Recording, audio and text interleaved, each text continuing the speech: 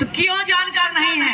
आज से 50 साल पहले हम जाते हैं तो हमारे जो पूर्वज थे वो इंजीनियरिंग की भाषा जानते थे। हमारे जो पूर्वज थे वो एक हल बना के वो हल दरार जाएगा हेवा जाएगा, ये इंजीनियरिंग हमारे लोग जानते थे। और अब दस्त लग जाए तो कौन सी दवाई होती है, बुखार हो जाए तो कौन सी दवाई होती है, बस यही आपको जानना है। ये उलगुलान का समय आने वाला है।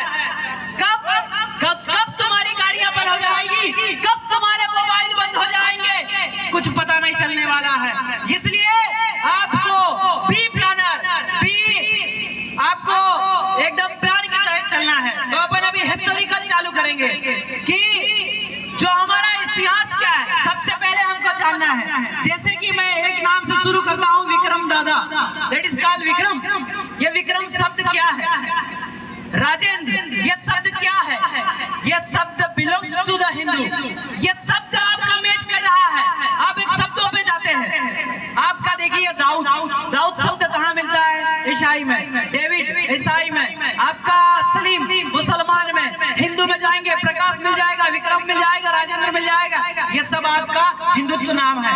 आपका नामकरण कैसे खत्म हो गया? आज से 50 साल पहले जाइए और देखिए, जस्ट विचार कर रहे, कोई स्पीच नहीं दे रहा हूँ। आज से 50 साल पहले दीजिए, अगर आप राष्ट्रपति कार्यालय में जाते हैं, व्हाट इज योर नेम, तो हमारे बाप दादा बोलते थे माय नेम इज गड़िया, हमारा नाम गड़िया। ये पहचान थी, ये सब नामकरण था। इस नाम को जानबूझकर इन लोगों ने नीचा दिखाने का काम किया। गड़िया, ये कैसा नाम है? रमतू, ये कैसा नाम है? चंपा, चंपा बिरसा मुंडा की बहन का भी नाम था। चंपा, ये कैसा नाम है? थावरी, ये कैसा? ये इनको जानबूझकर स्कूल में पढ़ाने वाले शिक्षक इन्होंने नीचा दिखाया। जैसे हम एडमिशन लेने जाते थे, वहाँ के जो शिक्षक है वो क्या बोलते थे? आपका ये थावरी, ये कैसा नाम है? मजाक बनाया जाता था। अभी भी यही है। गड़िया, ये कौन सा नाम है? पर ये जो नाम है, यही नामकरण आपको आदिवासी दर्शाता है। आपको, आप आदिवासी हो, ये नाम बताता है। तो ये चीज आपको जाना है। मैं शॉर्ट में जाएंगे क्योंकि यहाँ पे बहुत सारे वक्ता भी होंगे, समय का भी अभाव है। कभी एक 4 दीवारी, एक बेड की बात होगी, उसमें सारा चीज बताएंगे। तो ये नामकरण वाली चीजें आपको ध्यान देना है। उदाहरण देख लीजिए, आज से अपने पापा को छोड़ दीजिए, पापा की पहली वाली पीढ़ी, दादाजी की पीढ़ी, आपने देखा है, मेरे दादा का नाम था हरजी, हुरजी, दादी का नाम था रखली, हकरी। ये नाम क्या हिंदू से मिलते हैं? किसी बनियों की माँ का नाम है क्या? किसी ब्राह्मण की माँ का नाम है क्या? किसी ईसाई की माँ का नाम है क्या? किसी मुसलमान की माँ का नाम है क्या? तो ये भेद आपको करना है। धर्म कर्म अगर जुदा जुदा है तो ही आप इस धरती के मालिक और आदिवासी कहलाएंगे। अन्यथा आप अगर राष्ट्रपति कार्यालय में जाएंगे तो वो यही पूछेगा, पीए क्या पूछेगा, व्हाट इज योर नेम, तो बोलेंगे माय नेम इज विक्रम, तो बोलेगा this is belongs to the Hindu, ये हिंदू से संबंधित है। पर अगर अप टू डेट अगर होकर जाएंगे और राष्ट्रपति कार्यालय में कहेंगे व्हाट इज योर नेम, तो आप कहेंगे माय नेम इज गड़िया, देन वो पीए समझ जाएगा कि ये आदिवासी आया है और इस देश का मालिक आया है। तो ये नामकरण आपको, ये पहला होमवर्क है आपका। यहाँ पीछे बेटा भाई का भी होमवर्क है। आपका काम है कि आज से 50 साल पहले जो हमारे नामकरण थे वो सुरक्षित रखिए। वही आपका एक बुकलेट बनाइए, वो सारा चीजें चलने दीजिए। अब अपन आते हैं कि आपका कानून, एक आपकी हिस्ट्री पे जाते हैं। एकाकार, अच्छा ये बताइए, बहुत सारे बुजुर्ग लोग अगर नहीं है, एकाकार शब्द सुना है? एकाकार नहीं सुना है? महाप्रलय, अड़ा बोल, पूरी पृथ्वी पे पानी हो गया था। ये धरती टोटल 9 खंड धरती है। पेंजिया सिद्धांत, बिग बैंग सिद्धांत, आपका टोटल धरती 9 खंड है। 4 खंड नारेशिया, 5 खंड गंडोद्वीप, गोंडवाना है। गोंडवाना जो एडियस ने नाम रखा था, वही वहां से संस्कृति चलती आई है। उस जो 4 खंड धरती से इधर आया वो कौन हुआ? गैर आदिवासी। वही जो 4 खंड धरती से इधर नीचे आया है, उसी को भगाने के लिए हमारी जो क्रांति आज जय जोहार और जय बिरसा बोलने के लिए चल पड़ी है। उनको भगाना ही हमारा अंतिम लक्ष्य है, ये सोच के आप चलिए। तो जो गोंडवाना से चले आए, काली कंगाली, आपका शंभू माधव, जो वोरावरी चलता है आपके इधर, वोरावरी जोड़ी, वोरावरी शंभू माधव नहीं चलता है। वोरा वोरी जो नाचते हैं दिवाली पे ढोल पे, वोरा वोरी अर्धनारी जोड़ी है। शंभू माधव, शंभू मूला, शंभू गौरा, शंभू शक्ति। शंभू पार्वती इज द बहिष्कृत because of Parvati is belong to the Brahmin. जो आपकी पार्वती वो ब्राह्मण से बिलोंग है, इसलिए हमने समाज से बाहर कर दिया 88 के गुरु से। इसके बाद आपके रूपोलक पारिकुपारलिंगों से ये चालू हुआ। लिमड़े से धड़े धरने वाली दाई, आपके पानी की पनियारी, कोठे की धनियानी, इस टाइप से 9 दिन की 9 बहनें, नवरात्रि, ये चालू है। ये फल तो लेकर के आ गए, ये भी आपको समझना है। ये जब अपन बैठेंगे इसमें काली कंकाली, पूछ the Kali Kankali, Kali Kankali is the डाकण। डाकण क्या शब्द है? डाकण हमारा ही शब्द है। इन ब्राह्मण मुनियों का डाकण शब्द है क्या?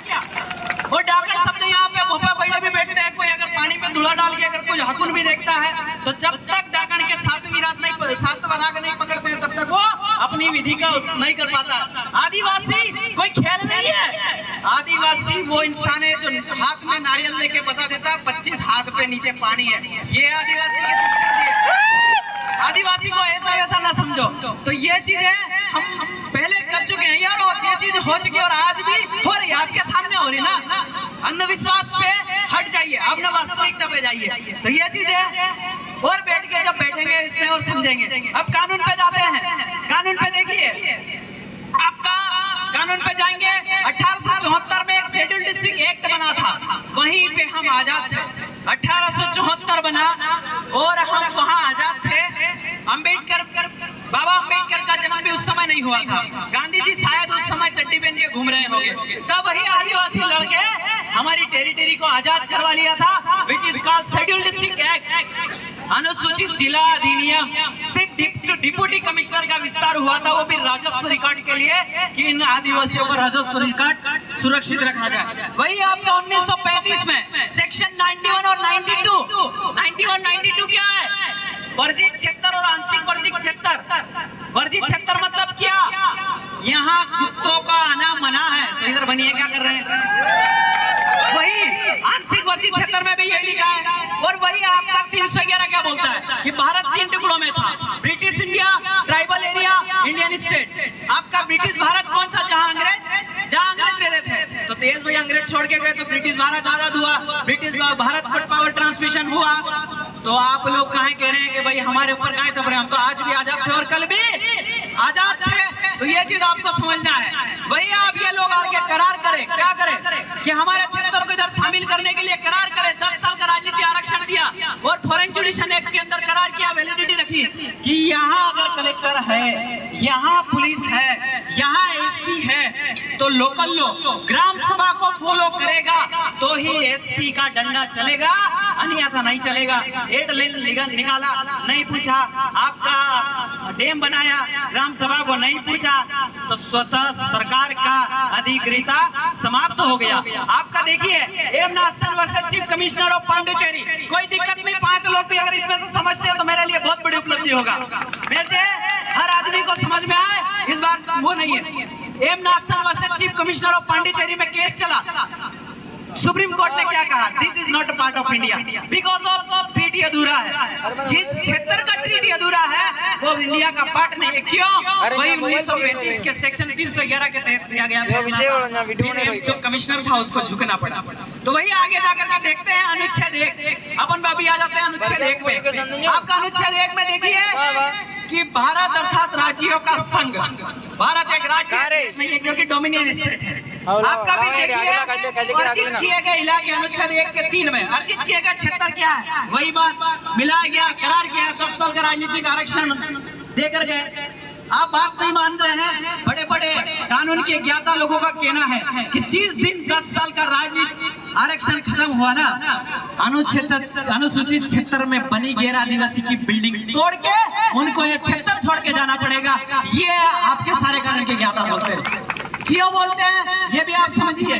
अंग्रेज थे, बराबर अंग्रेज थे। अंग्रेज के पास तोपी थी, अंग्रेज के पास पुलिस थी, अंग्रेज के पास बड़े बड़े सारी बंदूकें थी। फिर भी किसी को पता नहीं था संघर्ष करने वालों के लिए देश और टेरिटरी छोड़ के चले जाएंगे। बस यही समझ लीजिए। आज पुलिस उनके पास है, डंडा उनके पास है, तोप उनके पास है और हम संघर्ष कर रहे हैं। कब ये छोड़ के चले जाएंगे ये हम लोग संघर्ष करते रहो, सब पता चला जाएगा। ये अब अनुच्छेद 12 देखते हैं। अनुच्छेद 12 में कहा है राज्य की परिभाषा, अनुसूचित इज नॉट मतलब डिफाइन होता है भारत राज्य की परिभाषा में परिभाषित नहीं होता। तो अनुसूचित क्षेत्र अगर भारत नहीं है, राज्य की परिभाषा में नहीं है, तो अनुसूचित क्षेत्र को भारत गिनना ही गलत है, क्योंकि यही अपना इंडियन इंडिपेंडेंस एक्ट 1947 का 8 जो है उसमें लिखा है, जब भारत का डिवाइडेशन हो रहा था तो उसमें लिखा है कि आदिवासी चाहे तो पाकिस्तान की जमीन ले सकता है, आदिवासी चाहे तो भारत की जमीन ले सकता है, और आदिवासी चाहे तो स्वतंत्र रह सकता है। ये एम लक्ष्मीकांत की बुक के 8वें नंबर पॉइंट में भी दिया है, ये भी आप देख लीजिए, और इंडियन इंडिपेंडेंस एक्ट 1947 के अंदर भी लिखा है। फिर अपन देखते हैं अनुच्छेद 13। अनुच्छेद 13 का पहला क्या बोलता है? 1950 में बने कानून, 1950 में बने कानून के अंदर आप देखिए वो कहा कि ये विधियां संरक्षित रहेगी। वही आपका 13(2) क्या बोलता है कि विद्यमान विधि जो 1950 से पहले के कानून है, कौन 91, 92 वर्जित क्षेत्र, आंशिक वर्जित क्षेत्र, वो कानून को शून्य नहीं कर सकते। अगर संशोधित करेंगे तो अगर कोई विरोध कर देगा तो शून्य हो जाएगा। वही 1927 का वन अधिकार कानून, इससे पहले जंगलात थी क्या? एक आरटीए लगा के पूछना अनुसूचित क्षेत्र में 1950 से पहले जंगलात का बाप कौन था, वो नहीं बता पाएंगे, क्योंकि जंगलात यहाँ थे ही नहीं। ये तो अभी बॉन्डेड किया है, बाउंड्री बना के, तो ये इन्होंने संशोधित किया तो अनुच्छेद 13(2) के तहत अगर हम विरोध दर्ज करा देते हैं तो ये शून्य हो जाता है। वही अनुच्छेद 13(3) का क्या बोलता है? 13(3) का बोलता है रूढ़ी प्रथा को विधि का बल प्राप्त है। आपका विधि मतलब संविधान, संविधान मतलब क्या? कार्यपालिक शक्ति, न्यायपालिक और आपका विधायिका, इन तीनों का पावर रूढ़ी प्रथा यानी कि ग्राम सभा अपने जेब में रखती है। पुलिस, जज, कलेक्टर, तीनों को ग्राम सभा किधर रखती है? जेब। ये हमारा कानून है, इसको आप समझना है। इसका एक जजमेंट आया Madhukeshwar versus state of Bihar में, क्या कि traditional law of the tribe is not मतलब कि क्लियर, मतलब उन्होंने कहा कि आपका जो कस्टमरी लॉ है वो मतलब कि आइडेंटिफाई नहीं है। कैसे आइडेंटिफाई नहीं है? मेरे बाजना में कुछ और रूल है, मेरे यहाँ अगर लड़की चली गई या फिर कोई भाई मर गया तो जो भाभी है उनका देवर बटा होता है, कहीं क्या होता है, वो मेरे बाजना में अलग है, आपके बदनावर और बोरदा बोरदी में अलग है। तो कोर्ट को यह मालूम नहीं है कि बाजना वाले आदिवासी का क्या रूल है और बदनावर वाले आदिवासी का क्या रूल है, इसलिए उसने ईसाई के दिया कि रूढ़ी प्रथा को विधि का बल है, विधि को बल है। यही आपका एक जजमेंट इसमें आया था कुदरती व्यवहार को लेकर के कि एक नाबालिग लड़की की शादी हो गई, तो मैं ये नहीं कहता कि नाबालिग, उसमें नाबालिग लड़की की शादी हुई थी, लड़का लड़की की, तो हमारे ग्राम सभा ने ये कहा कि हमने हमारी उम्र में नाबालिग बच्चों की शादी होते हुए हमारे बाप दादा के समक्ष हमने देखी है, अर्थात ये शादी हम लोग इजाजत करते हैं। तो कोर्ट ने कह दिया कि रूढ़ी प्रथा को विधि का बल है, ग्राम सभा ने कह दिया, मतलब हो गया। वो मैं ये नहीं कह रहा कि क्या गलत और क्या सही है, तुम्हारी रूढ़ी प्रथा को कितना बल है, ये चीज मैं बता रहा हूँ। दमन दिन की एक घटना बताता हूँ। उस घटना में यह था कि दो कपल थे बिल्कुल काले, उनका बच्चा हुआ गोरा, तो गांव वाला ने बैठ के कहा कि यो सोनू तो हमारा नहीं हो सके, धर्मणु है ना, ये बच्चा हमारा नहीं हो सकता, ये धर्मणा है। क्यों कि दो काले कपल का गोरा बच्चा कैसे हो सकता है, वो साइंस है, अदरवाइज चीज है। तो पारंपरिक तरीके से गांव वाले बैठे और 5 बजे सुबह उसको मृत्यु, जैसे इच्छा मृत्यु टाइप एक मृत्यु थी, पुलिस को पता चला, केस कोर्ट में गया, तो गांव वालों ने और पारंपरिक जागरूक लोग भी उधर, तो उन्होंने कहा कि पारंपरिक न्याय के हिसाब से हमने हमारा बच्चा ये हो ही नहीं सकता, क्योंकि एक हिस्सा पैदा हो जाता, एक धर्मणा पैदा हो जाता, तो पता नहीं कितने को बिजली बिगाड़ देता, इसलिए उसको मृत्यु दे दी और ग्राम सभा ने उनको कोर्ट ने उनको फ्री कर दिया। अब आगे आते हैं अनुच्छेद 19।